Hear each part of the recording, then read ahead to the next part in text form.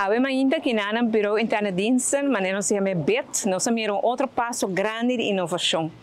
A lança o projeto Ordo Fácil, mas a maneira conheci BIT é um que bestel produto para Central Magazine de Governo, então todo departamento de governo busca sua bestelling na BIT.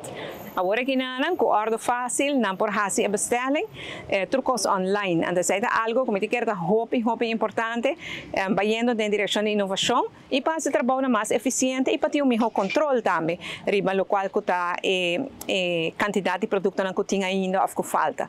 Me felicitar a senhora Shamila Lupstock e a inteira equipe aqui na de BIT, que é passo importante aqui na CL de apenas 3 lunas, mas se pensa, hope trabalho sim, pero um tremendo projeto. E agora aqui na todo outro departamento de governo está em Pomira, com passo de inovação que talvez está mostra chiquito, por vai fazer trabalho mais fácil, mais eficiente, e assim é o que nós queremos no governo, que nós queda automatizar os processos, introduzir inovação, todo caminho, que tem processo que não está muito ligeiro, mas vai com e por fazer a vida mais fácil com inovação. Para bem e danke para sostener e para queda trabalhar e passo na aqui de inovação e automatização.